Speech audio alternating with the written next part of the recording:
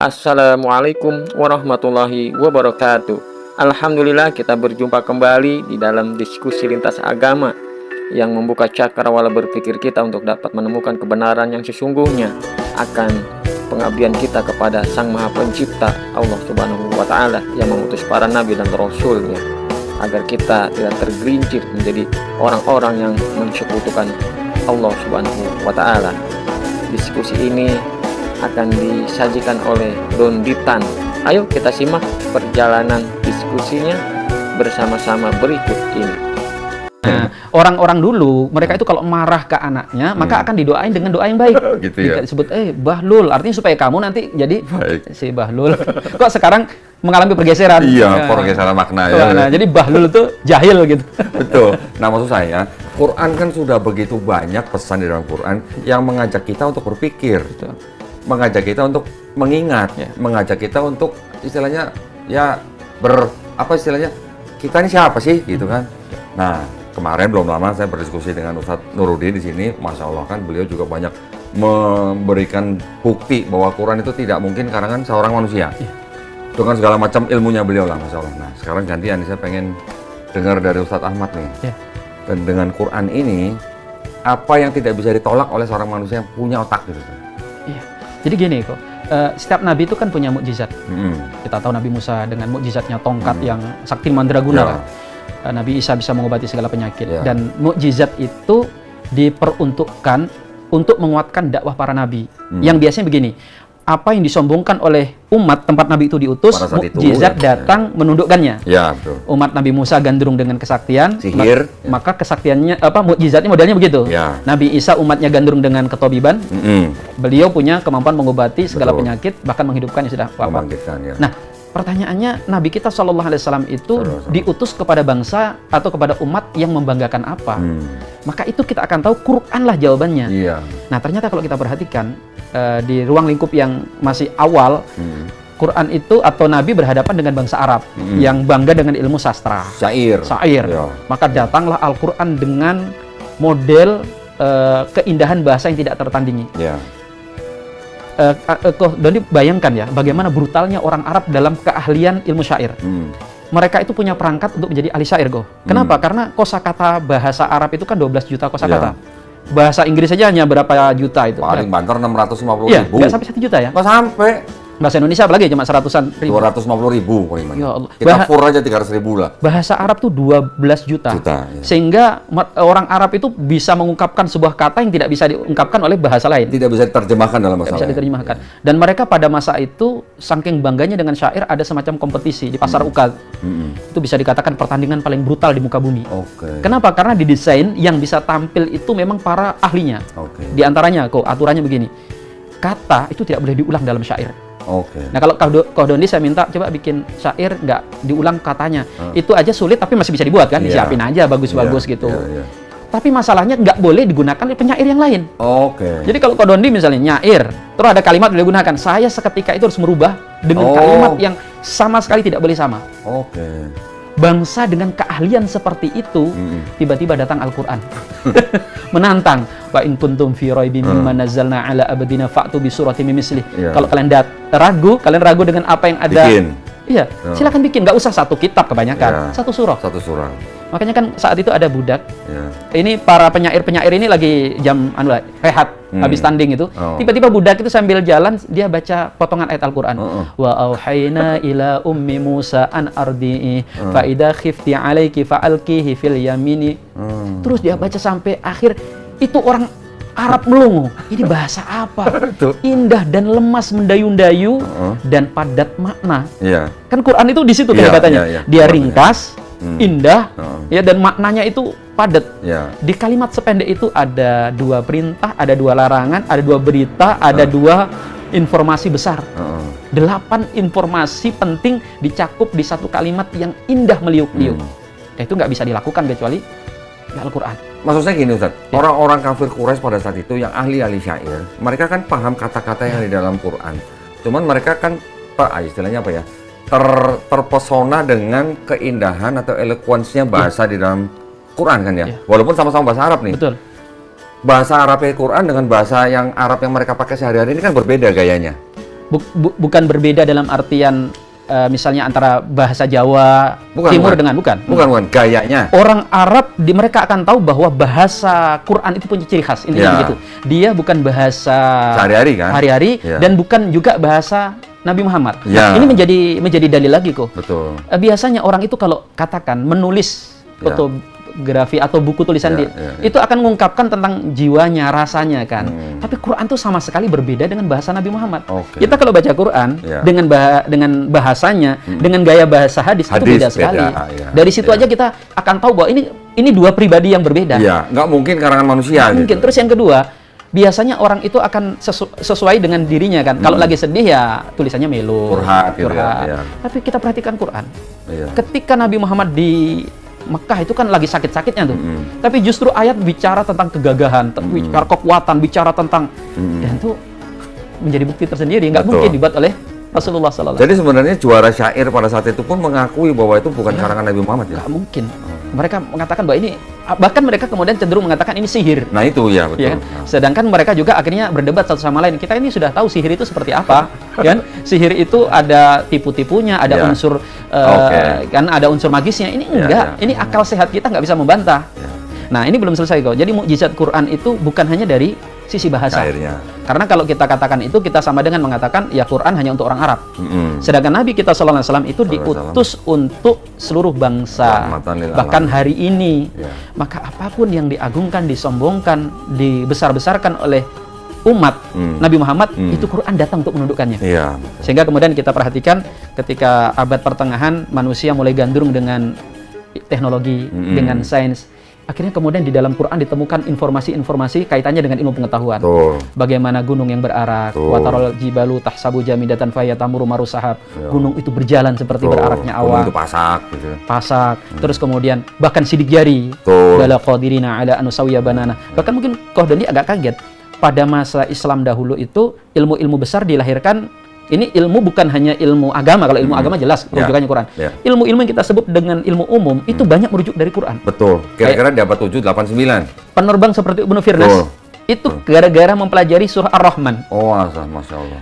Penulis buku Al-Filahah, kitab pertanian, Ibnu Awam yang dipakai di Eropa sampai 3 abad. Itu gara-gara mengkaji surah An-Naba. Kenapa di surah An-Naba disebut tanam-tanaman itu pun urutannya unik kan? Dari biji-bijian, buah-buahan, tanaman keras. Hasilnya kitab yang seabadi rujukannya. Di situ kok. Nah, dan banyak, bahkan nanti kalau Qahdani dibaca tafsir, ada kalimat-kalimat gantung yang ulama karena ilmu mereka belum nyampe, itu keluar kalimat begini.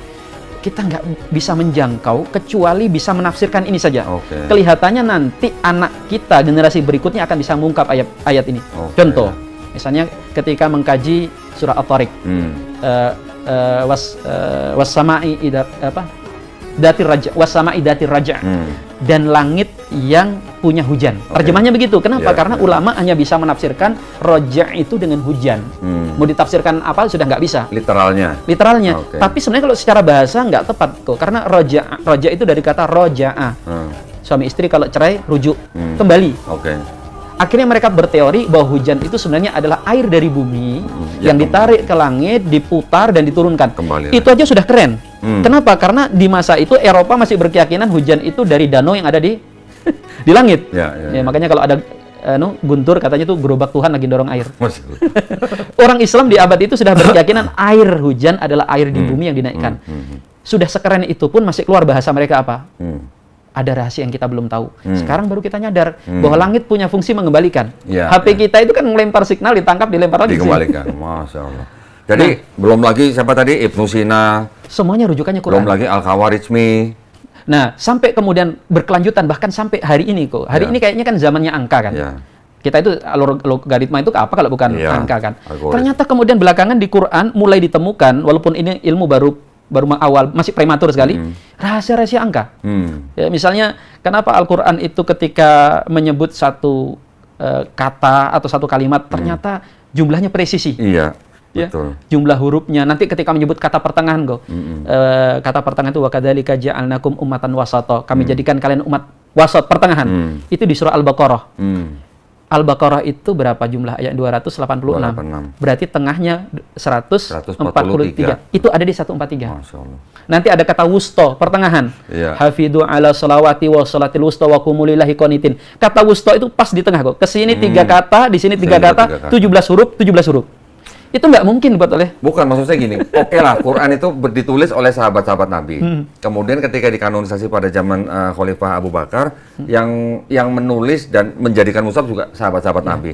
Tapi kan nggak mungkin sahabat-sahabat itu bisa ngarang begitu, bisa menyusun begitu, presisi gitu loh. Karena sebagian ulama kemudian berpendapat, sampai mushaf Quran itu pun tulisannya itu wahyu. Iya. Karena kan dicek sama Nabi Iya. SAW dan sebagainya. Wasallam. Nah, itu keajaiban Al-Quran yang siapapun yang menggunakan akalnya nggak akan mungkin mengatakan bahwa kitab ini buatan manusia.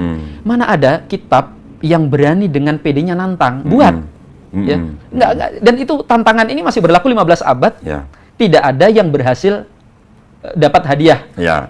untuk bisa memenangkan. Sampai Mungkin ada yang berpikir kok, mungkin nggak ada yang nyoba, banyak. Banyak. Musailamah Al-Kadzab juga coba, Ya. malah jadi bahan olok-olokan. Anies Soros bikin.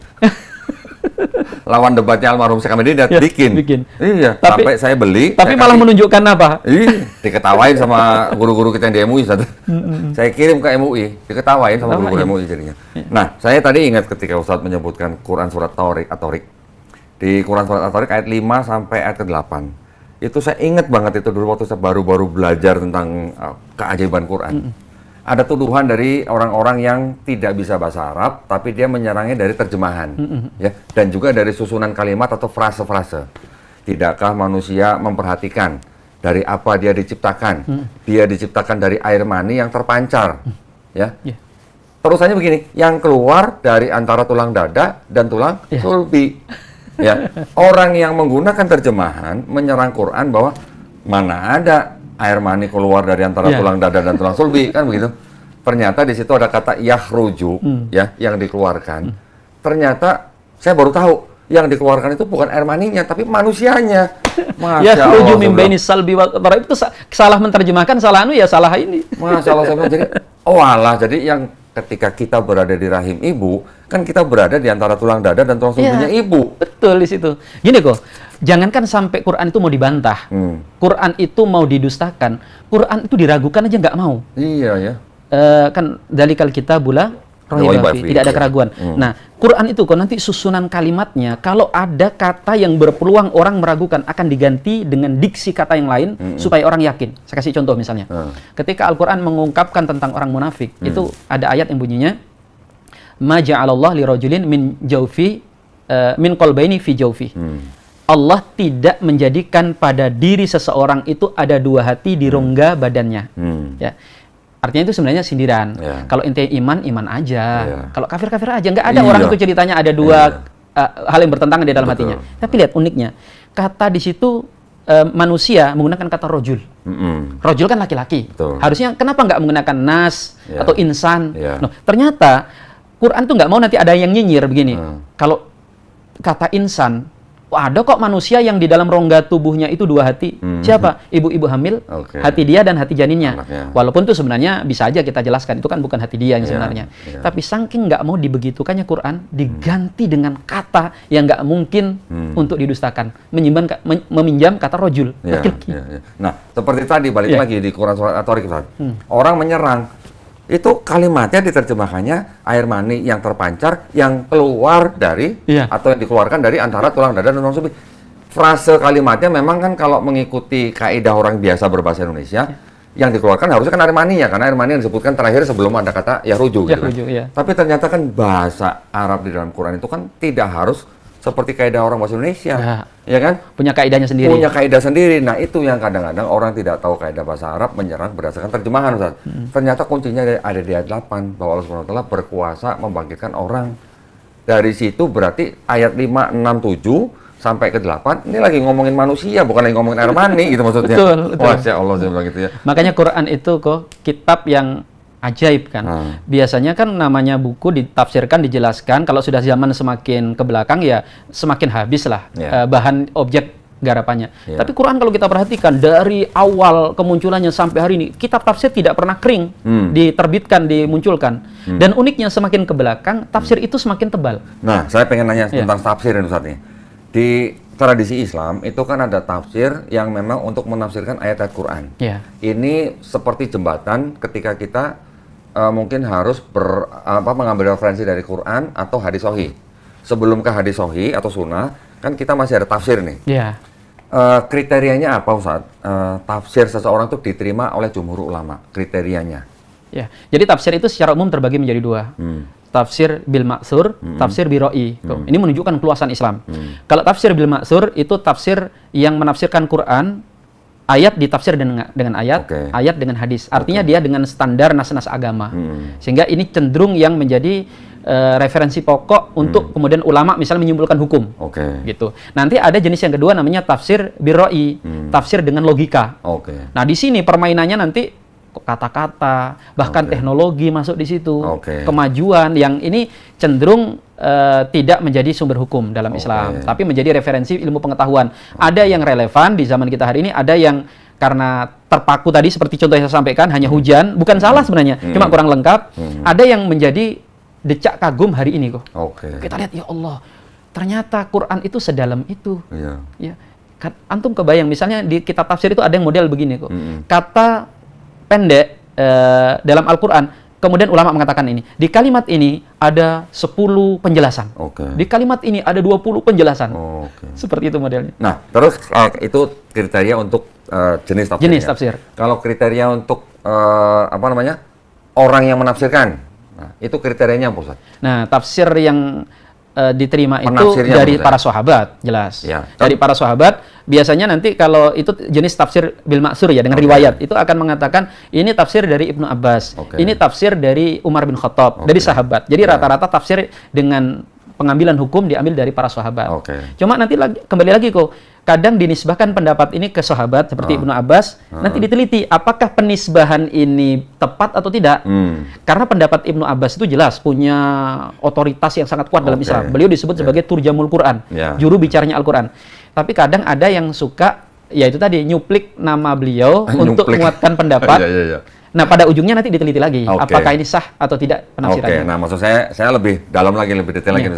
Kalau tadi Ustaz sudah menyebutkan sahabat-sahabat, di bawahnya ini kan ada ahli tafsirnya. Contoh Ibnu Katsir, misalnya Jalalain, Al-Qurtubi. Kriterianya apa? Jumhur ulama menerima ini semua, Ustaz? Ya, jadi gini, kalau di tafsir itu ada model bukan diterima dan tidak kok. Yang tafsir menjadi rujukan yang direkomendasikan. Yang biasanya adalah Ibnu Katsir, atau Bari, kemudian ini tafsir Al-Qurtubi. Kenapa tiga tafsir ini disebut sebagai tafsir yang paling diterima oleh umat? Karena mereka hanya menafsirkan ayat dengan ayat, hadis dengan ayat dengan hadis. Dan kemudian qaul-qaul ulama. Nah, berbeda misalnya dengan tafsir Mafatihul Ghaib karya Imam Fakhrur Razi, atau kitab seperti Tahrir wa Tanwir, atau yang lain yang itu banyak mengambil, kalau kita hari ini misalnya kita bicara tadi kayak surah At-Thariq pakai hujan, pakai itu. Nah, itu dalam tradisi ulama dahulu dianggap terlalu liar lah. Gitu. Jadi kriterianya kenapa Ibnu Katsir diterima? Ya karena dia hanya mencukupkan kepada riwayat-riwayat yang ada dalam ayat dengan hadis ya. Itu di situ. Masya Allah ya, lainnya kalau LC ya. LCMA ya. Nah, sekarang saya ingin bergeser sedikit Ustaz. Masih ngomongin Quran, tetapi kita sekarang sudah mulai menyenggol-nyenggol yang urusannya dengan kitab nih Ustaz. Ya kan? Di Quran kita sering sekali membaca bahwa Quran membenarkan kitab-kitab yang sudah diberikan kepada Bani Israel, ya kan? Ada kitab Taurat, kitab Zabur, kitab Injil. Nah, sekarang ini yang bagian yang krusial nih buat kita nih ya. Ini adalah pendidikan untuk edukasi juga para jamaah. Yang disebut dengan kitab Taurat, kitab Zabur, kitab Injil, ini akan saya kalau mendefinisikan begini, kalau salah tolong dikoreksi Ustaz. Yaitu wahyu-wahyu yang diberikan Allah SWT kepada Nabi dan Rasulnya untuk Bani Israel pada zaman itu. Betul nggak, Ustaz? Iya. Betul kan? Betul. Wahyu. Kalau wahyu, apakah harus berbentuk buku? Tidak harus. Tidak harus. Berarti kalau begitu, kita sekarang yang hidup pada zaman sekarang, atau mungkin pada zaman Nabi Muhammad SAW pun juga sudah ada yang disebut dengan Taurat dan Injil, gitu kan? Betul.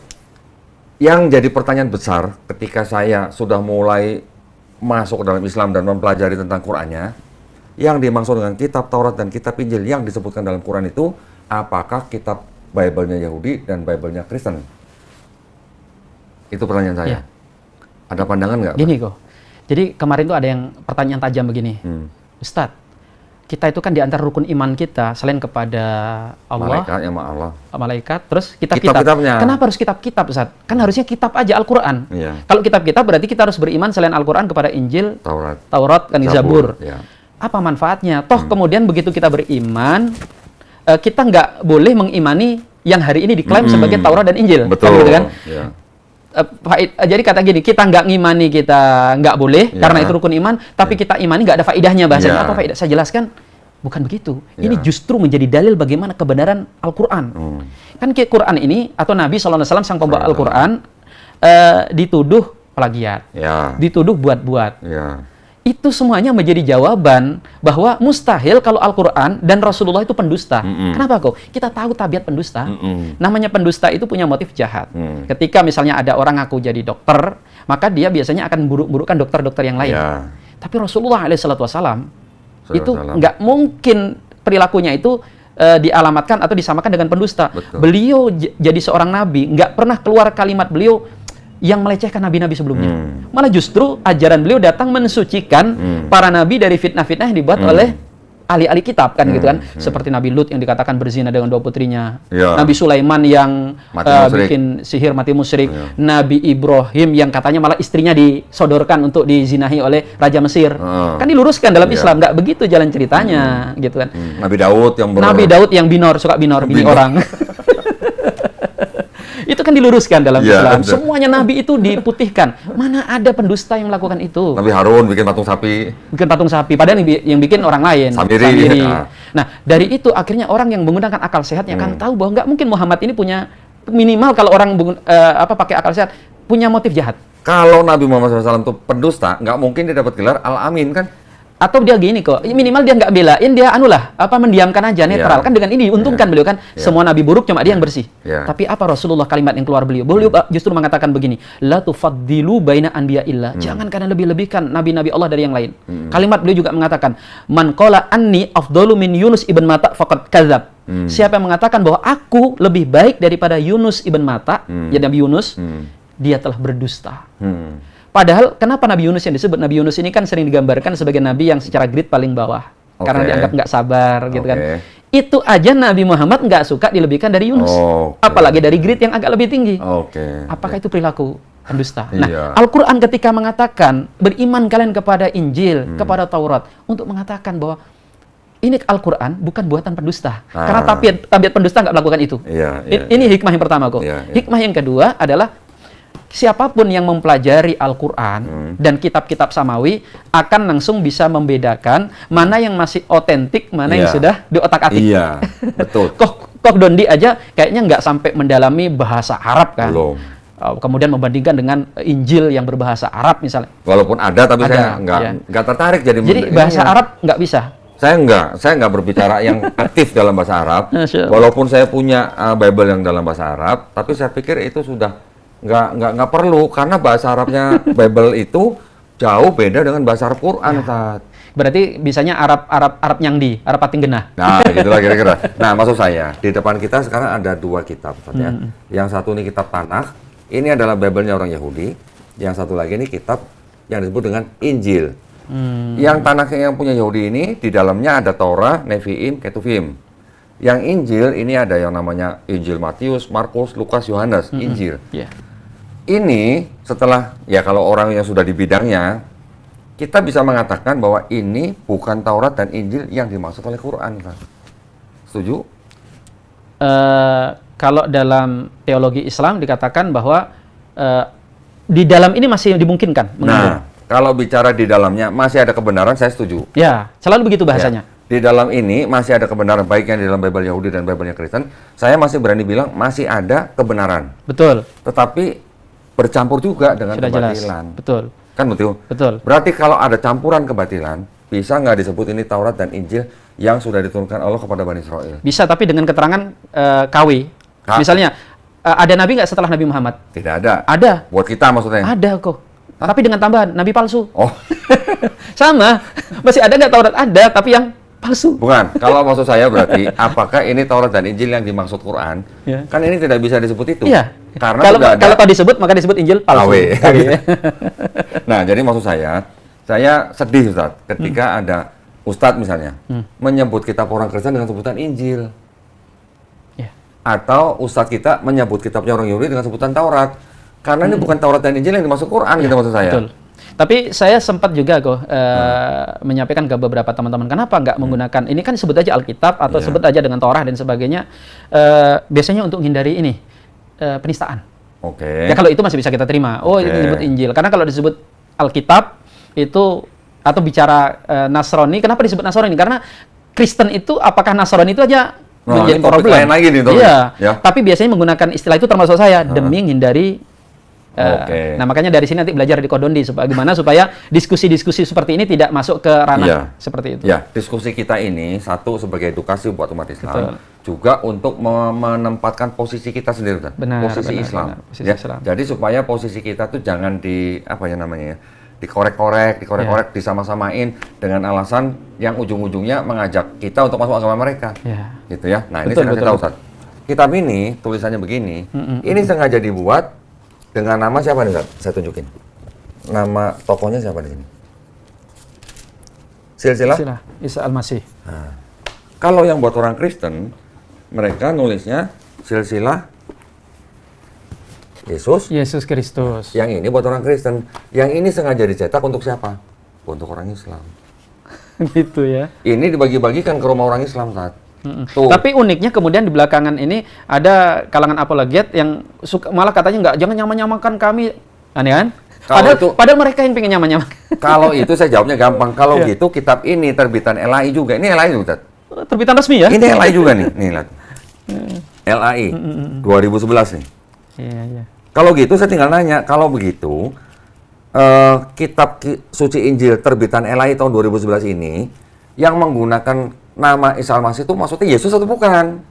Kan gitu. Karena dia menolak, Isa itu bukan Yesus. Bahkan saya punya Kitabul El-Qudus, terjemahannya orang Belanda Klinkert, yang diterjemahkan dalam bahasa Melayu rendah, masih pakai Isa Al-Masih.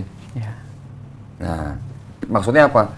Ini dibuat sengaja untuk dibagikan pada orang Islam supaya disamain. Nih, Yesus sama Isa itu sama. Gitu. Tapi kalau pendebat seperti tadi kata Ustadz, mereka akan mati-matian bilang Yesus dan Isa beda. Betul. Tapi mereka membedakannya itu bukan dari profil, tapi dari kisah. Gitu. Contoh misalnya kalau di sini diceritakan Yesus lahir di kandang domba, padahal nggak ada tulisan kandang domba. Nggak ada. Itu tafsir. Nah, itu berasal dari kitab yang lain, apokrifa, Ustaz. Oh gitu kan. Ada yang menceritakan di dalam kandang domba, sehingga itu dipakai oleh gereja untuk menafsirkan yang di sini. Gitu. Tertulis kandang dombanya nggak ada. Gitu. Nah, dengan cara seperti itulah, saya sering ngomong sama jamaah di masjid, Ustaz. Kalau di sini ada tulisan Alkitab, jangan juga kita sebut ini Alkitab. Ya. Kenapa? Karena Al-Quran kita nama lainnya juga Alkitab. Sehingga tadi kan jadi Alkitabul Arwah Bafi. Ya.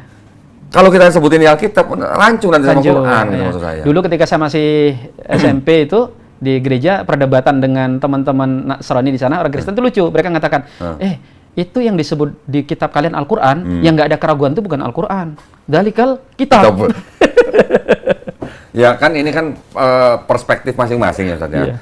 Kalau kita tahu nama lainnya adalah kitab, terus ada orang agama lain menggunakan nama yang sama dengan apa yang kita tahu, ya jangan buru-buru kita sebut itu Alkitab. Yeah. Karena kitab kita sendiri itu nama lainnya adalah Alkitab. Alkitab, betul. Itu maksudnya. Betul. Begitu juga yang ini.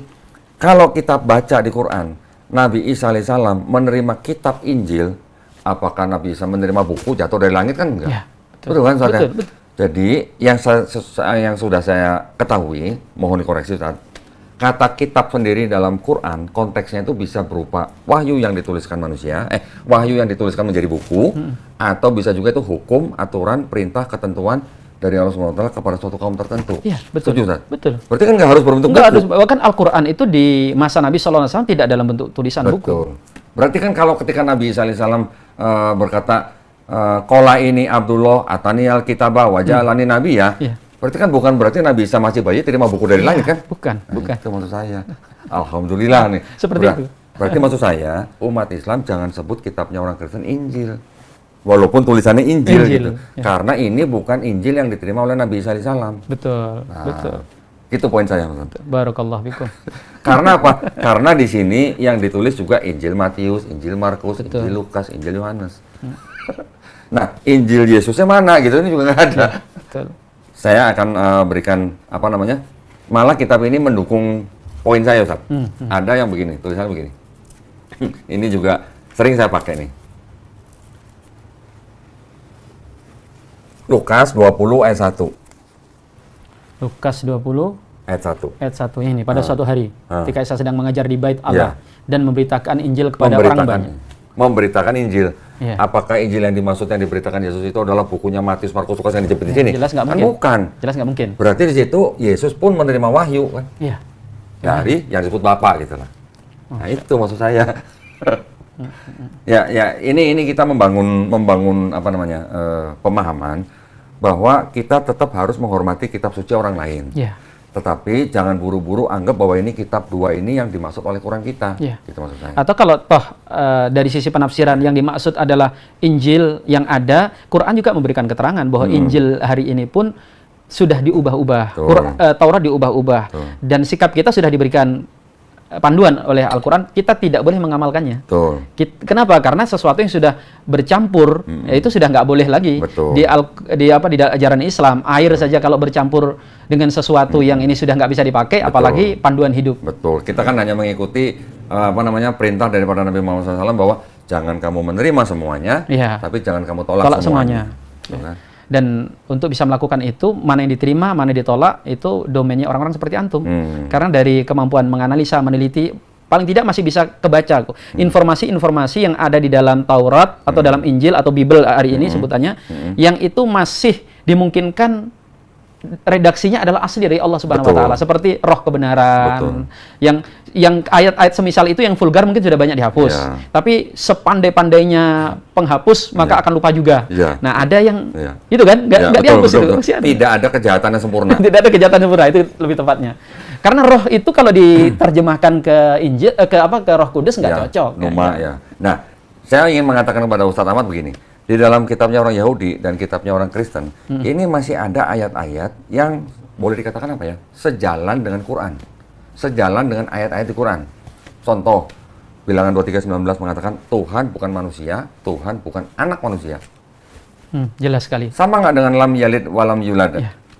Kalau di sini dikatakan Shema Israel Adonai Eloheinu Adonai Ehad, sama nggak Ustaz dengan Kul huwallahu ahad? Gitu, Ustaz. Kalau dikatakan Keluaran 9:14, tidak ada yang serupa dengan aku di seluruh bumi. Sama nggak atau sejalan nggak paling tidak dengan walam yakulahu kufuwan ahad? Ya, Masya Allah. Gitu maksud saya. Berarti kan masih ada nih kebenarannya. Tetapi kontradiksinya ada, apa namanya, plagiarismenya juga ada, cerita pornonya juga ada. Gitu. Ya. Kalau cerita porno sih saya tidak terlalu mengangkat, karena apa? Saya mencoba memahami bahwa cerita-cerita yang mungkin tidak pantas dibaca oleh anak-anak itu adalah memang gaya bahasa orang Yahudi zaman dulu. Yang ada yang dipakai untuk menggambarkan secara majasi, tapi juga ada yang literal gitu. Contoh misalnya, di sini ada cerita, ada 2 anak perempuan namanya ini dan ini bersundal di sini begini-begini itulah. Ya. Tapi itu sebenarnya sedang menggambarkan bangsa Israel yang sedang musyrik gitu. Digambarkan dengan cara yang Digambarkan seperti itu. dengan cara cerita seperti itu gitu. Nah, kita tidak boleh membabi buta gitu. Ya, maksudnya. harus tetap adil. Tetap Makanya adil. di Al-Quran kita diwasiatkan i'dilu huwa aqrabu littaqwa. Ya, Berlaku adil itu karena maksudnya. keadilan itu mendekatkan kita kepada ketakwaan. Cuman kontradiksinya nggak bisa dihindari. Ya. Bagaimana ceritanya bisa kontradiksi? Kan kita harus mencari tahu sejarah penyusunannya, siapa yang menulis, kapan ditulis. Orang Yahudi sendiri, mungkin sekarang juga masih banyak yang istilahnya yakin bahwa ini ditulis oleh Nabi Musa alaihissalam dan pengikutnya. Betul kan, Ustaz? Padahal mustahil, karena nggak mungkin kalau ditulis oleh Nabi Musa, riwayat kematiannya ditulis di situ. Betul, di ulangan. Tetapi yang paling mengena itu begini, Ustaz. Ketika Nabi Musa alaihissalam hidup, kira-kira abad 15-14, tulisan Ibrani pada zaman itu tuh tidak sama dengan tulisan Ibrani sekarang. Tulisan Ibrani pada zaman dulu itu disebut Paleo Hebrew atau istilahnya ketaf Ivri. Tulisannya seperti paku-paku gitu loh. Yang ini dipakai di sini itu sudah menggunakan tulisan Ibrani disebut dengan ketaf Asuri. Ketaf Asuri baru timbul tuh kira-kira baru di abad ke-7 sebelum Masehi. Jadi nggak mungkin Nabi Musa menulis kitab ini dalam tulisan Kitab Asyuri gitu. gitu. Karena dia tidak kenal Kitab Asyuri gitu maksud saya.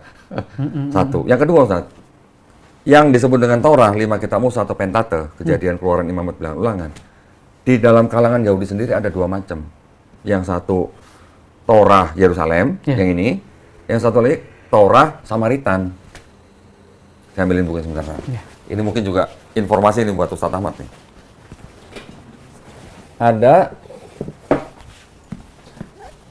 kita begini.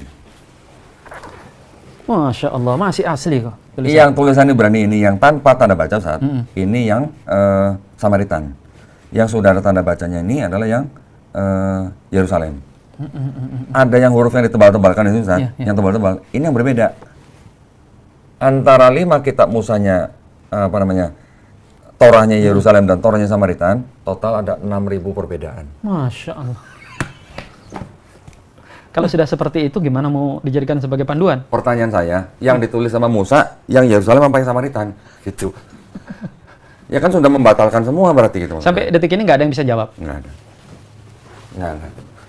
Nah, jadi kalau kita sudah yakin ini bukan tulisannya Nabi Musa alaihissalam dan pengikutnya, berarti ini bukan kitab Taurat yang dimaksud Quran kan? Iya.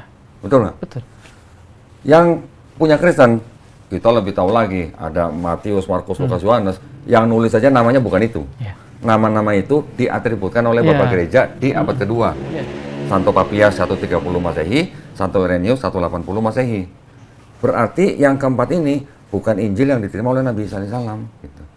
Dan seandainya penulisnya aja betul itu, belum tentu bisa dari Isa, apalagi yang memang bukan. Betul. Lagi pula, Nabi Isa alaihissalam kita ketahui hidup di Palestina. Dia kalau nggak berbicara dengan bahasa Ibrani untuk ibadahnya, dia berbicara dengan bahasa Aramaik untuk kesehariannya. Sedangkan nama-nama tadi itu tinggal di Romawi. Romawi Timur kan? Nggak, poinnya bukan masalah mereka tinggal di mana, tapi Nabi Isa alaihissalam yang berbicara sehari-hari dengan bahasa Aramaik, kitabnya dalam bahasa Yunani. Gitu. Nah ini kan juga sudah nggak nyambung sama hampir sama tadi seperti ini, Kitab Ivri dan Kitab Asyuri gitu. Nah, berarti ketika kita tahu bahwa itu bukan tulisan Nabi Isa alaihissalam dan Hawariyun, berarti kan bukan Injil yang dimaksud Quran. Betul. Gitu maksud saya. Nah maksud saya, Ustadz Ahmad pernah nggak membaca dalam Quran atau hadis Nabi Musa alaihissalam dan pengikutnya menulis kitab Taurat? Nggak ada. Nabi Isa dan Hawariyun menulis kitab Injil? Nggak ada. Nggak ada kan? Hadis palsu aja nggak ada. Hadis palsu aja nggak ada. Apalagi di dalam Al-Quran gitu. Pernah nggak Ustadz Ahmad membaca, kami yang menurunkan Taurat, kami yang menurunkan Injil, dan kami pula yang menjaganya? Nggak ada. Nggak ada. Yang dijaga, yang dijanjikan jaga cuma Quran. Al-Quran. Berarti kalau begitu kan ini dan ini, bagaimana kita yakin ini adalah Taurat dan Injil yang dimaksud Quran? Gitu maksud saya. Betul kok. Lagi pula di Quran misalnya, contoh misalnya di Quran surat Al-A'raf misalnya, ayat 157. Mereka beriman kepada Nabi yang ummi, yang namanya tertulis dalam kitab Taurat dan Injil. Ada nggak nama Muhammad di sini, Ustaz? Saya bilang nggak ada, ya. Saya juga sudah cari. Menurut orang Yahudi juga nggak ada. Menurut orang Kristen juga nggak ada. Berarti kalau nggak ada, ini bukan kitab Taurat dan Injil yang dimaksud oleh Quran surat Al-A'raf 157. Begitu juga dengan Quran surat Al-Asaf misalnya, ayat 6. Nabi Isa alaihissalam menceritakan nanti akan ada Rasul lagi bernama Ahmad. Ada nggak sih nama Ahmad? Nggak ada. Ya berarti kan ini bukan Injil yang dimaksud Quran surat Al-Asaf ayat 6 gitu loh, Ustaz. Iya, iya. Nah, setuju, Ustaz? Kopi, setuju. Sangat setuju. Alhamdulillah. Pemahaman seperti ini, kalau kita kuat, kita jadi tidak mudah menerima apa doktrin-doktrin yang asing gitu, Ustaz. Iya, betul. Tapi yang penting kan buat jamaah kita. Betul. Jamaah kita kalau dikasih ini, plus bawahnya ada sembako, gimana, Ustaz? Subhanallah. Itu yang harus kita juga jaga jamaah kita. Oke, berarti kalau begitu ada urusan ekonomi juga yang kita ini kan. Perhatikan maksudnya. Nah, berarti kan kita tinggal menjalankan syariat Islam. Zakatnya ini yang dikencengin gitu maksud saya supaya umat Islam terjaga dari upaya-upaya seperti ini. Itu Ustaz ya. Sangat setuju. Monggo Ustaz kalau ada luar biasa nasihat.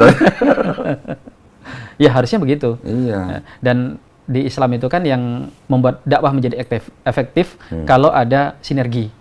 Kalau dakwah itu hanya dilakukan oleh para kiai, para ustadz, itu bisa dikatakan omdo. Karena nggak menyentuh esensi masalah yang ada di umat kadang kok. Umat sedang nggak bisa makan, nggak punya pakaian, nggak punya rumah, kita ceramain tentang akidah Islam, tentang perbedaan madhab, Ya. gitu kan. Sehingga kita butuh di sini para penguasa yang mereka mau melaksanakan tuntunan Islam, kemudian orang-orang kaya yang mau mensupport pelaksanaan daripada hukum-hukum Islam, kan gitu. Iya, betul. Nah, sehingga kalau kita lihat Rasulullah SAW ketika beliau berdakwah, ada kalimat-kalimat yang kemudian perlu kita terapkan, seperti bagaimana memberikan makan, it'amu ta'am itu sebenarnya memberi makan itu metode dakwah kenabian. Iya. Ketika ini kita tinggalkan, dipakai sama orang lain Iya. dan efektif menyebarkan kesesatan mereka, Betul. baru kita mencak-mencak. Betul. Itu yang sering terjadi, Ustaz. Loh, di Islam itu kan gitu kok. Kalau kita baca ulama-ulama dulu, kenapa dakwah itu sangat efektif? Karena mereka menjalankan apa yang diperintahkan oleh Nabi. Ulama itu memberikan ilmu dan juga memberikan apa yang dibutuhkan perutnya umat. Makanya kita lihat kan Imam Malik itu selain memberikan fatwa, beri sembako. Iya, betul. Ya kan? Betul. Begitu juga Imam Ahmad, Nah, kita hari ini para ahli-ahli agama, yaitu tadi akhirnya kadang tidak bisa menjadi solusi bagi umat. Ya, Masya Allah. Harapannya Kohdondi lah ke depannya, paling tidak bisa. Insya Allah. Yang datang ke sini bukan cuma saya minta nasihat gitu supaya iman saya kuat, tapi Kohdondi ini sudah cicilan sekian nggak kebayar. Ya, insya Allah kita bisa ke arah situ. Maunya sih begitu ya, Ustaz ya. Tetapi yang sebenarnya harus kita refleksi adalah walaupun Indonesia ini bukan negara yang menjalankan syariat Islam, tetapi kan pengurus pemerintah, orang-orang yang mengurus kita ini kan Muslim. semuanya orang Muslim, kebanyakan Ya. Muslim, ya kan? Maksud saya di dalam menjalankan aturan pemerintah, undang-undang segala macam, kita juga ada nilai-nilai Islam di dalamnya. Betul. Bahkan urusan hukum itu pun juga banyak mengadopsi dari Islam, warisan dan segala macam lah. Maksud saya, bagaimana kita mengoptimalkan syariat Islam di dalam kehidupan kita di negara yang tidak menjalankan syariat Islam ini. Saya pernah didatengin sama salah seorang pejabat Basnas, Ustaz, ke sini. Iya. Ya. Bawa laporan keuangan. Kohdondi, ini di Basnas, kan kita tahu bahwa zakat itu kan untuk 8 asnaf. Yang ini sekian, yang untuk mualaf, nilainya sekian banyak, ini disalurkan baru sekian persen. Belum sampai 1%.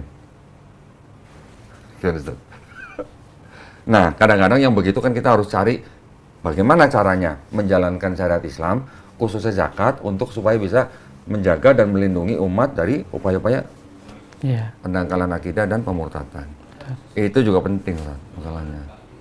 Dan sebenarnya itu tadi kan kok, syariat Islam ini syariat yang sebenarnya hanya bisa dijalankan dengan baik bila dilakukan oleh penguasa. Tuh. Karena di situ ada semacam sesuatu yang membutuhkan paksaan kan pada awalnya, seperti zakat itu kan sebenarnya kalimatnya bukan di panitia menerima, tapi khudh min amwalihim, diambil dari harta-harta orang kaya itu kan. Betul. Dan baru kemudian setelah itu disalurkan kepada yang Betul.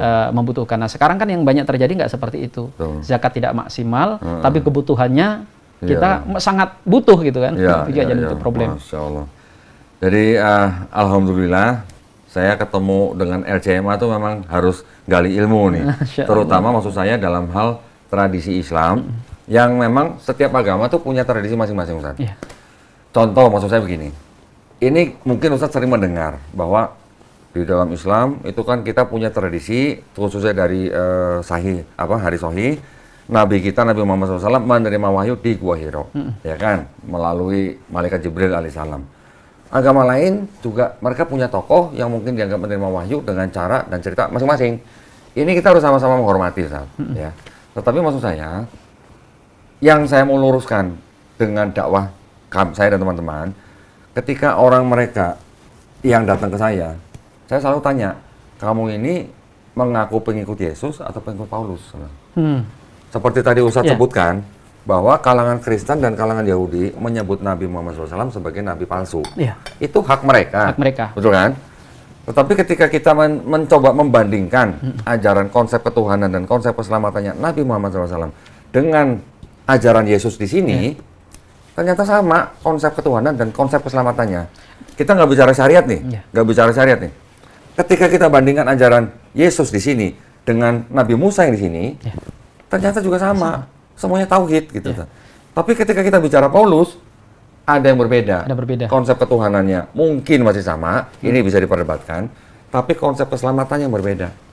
Di sini juga bicara, Ustaz, kalau mau masuk surga, tobat. Di sini juga bicara, Yesus ngajarin kalau nggak tobat nggak masuk surga. Di Di Islam kita juga tahu kalau kita bertobat, beriman, dan beramal soleh, kita juga mendapatkan jannah. Berarti kan konsep ketuhanan dan keselamatan sama.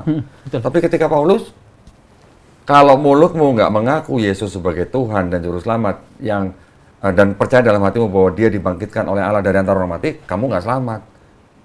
Berarti bukan ajaran Yesus. Kan beda. Ajaran Isa. Itu dia maksud saya. Ya. Ya itu tadi dari awal sudah saya sampaikan kok bahwa setiap orang itu bebas saja menuduh. Bebas. Tapi pada ujungnya kita akan lihat diuji antara yang menuduh dan yang dituduh itu mana yang terbukti keliru. Nabi Muhammad SAW itu dituduh dengan berbagai macam tuduhan. Betul. Tapi sampai detik ini tak satu pun yang terbukti. Betul. Misalnya nih, beliau dituduh sebagai pendusta. Justru akal sehat siapa? Enggak. Terus? Justru akal sehat menunjukkan fakta yang sebaliknya. Nggak mungkin perilaku pendusta bisa melakukan ini. Misalnya nih, dalam tradisi gitu aja sebut, dalam tradisi kedustaan, namanya pendusta dengan kedustaan itu nggak pernah bertahan lama. Iya. Itu sudah teori tadi kan, sepandai-pandai tupai melompat akan jatuh, sepandai-pandai membungkus bangkai pasti akan tercium juga. Kalau Nabi Muhammad itu pendusta, maka nasib ajaran beliau itu paling tidak 11-12 dengan nasib nabi-nabi palsu. Yang begitu dia wafat, begitu dia meninggal, ajarannya ditinggalkan oleh pengikutnya. Paling tidak keciumlah kedustaannya. Ya. Tapi kita Dan lihat, ini malah makin banyak. Islam itu bahkan katanya populasi Muslim lebih besar daripada populasi manusia. Maksudnya populasi. Jadi bertambahnya Muslim, tingkat pertumbuhannya melebihi tingkat kesuburan malah. kesuburan manusia. Fertilitas. Itu kan fakta itu. Iya, betul. Sekarang udah 2 miliar. Betul. Dan perkembangannya pesat. Dan itu nggak mungkin ajaran kedustaan. Betul. Nggak logis gitu ya. Terus yang selanjutnya seperti yang sudah saya sampaikan, namanya pendusta itu pasti akan jerekkan produk orang lain tuh supaya mengunggulkan dia. Terus katakan Quran itu dituduh hasil plagiat dari kitab-kitab sebelumnya. Itu mah gampang. Namanya pencontek, tentu Koh Dondi paling tidak pernah nakal waktu sekolah nyontek ya. Dari wajahnya kelihatan ini. Walaupun sekali gitu ya. Nyontek gitu. Dalam dunia tradisi contek-mencontek nggak pernah ceritanya yang mencontek lebih bagus daripada yang dicontek. Betul. Bahkan kita suka nakal yang pinter-pinter kan. Betul. Sengaja kita buat dulu jawaban yang salah. Setelah dicontekin sama temen, kita ganti. Nah, itu apa buktinya? Kalau Quran itu contekan Injil, contekan daripada Taurat, kita akan dengan mudah melihat bahwa Quran ini kualitasnya di bawah Injil sama pertentangannya, kalimatnya, kualitasnya. Tapi faktanya justru menunjukkan kalau Quran ini sangat ilmiah, punya data yang sampai hari ini dari awal huruf sampai akhirnya tidak ada yang bisa dibantah. Betul. Iya. Dan Quran itu kalau cuma bicara gini kok, Quran itu misalnya nih, kalau cuma bicara tentang ibadah, bicara tentang bagaimana nyembah Tuhan, bagaimana jadi muslim yang baik kaitannya di masjid, terus tidak ada sisi yang bisa dikritik, kita masih it's okay lah. Ini kan cuma bicara satu kotak. Quran ini bicara mulai dari konsep masalah akhirat hingga masalah dunia. Bicara tentang ngurus diri sampai ngurus negara. Pemerintah. Bicara harta mulai dari harta hasil kerja sampai warisan orang meninggal.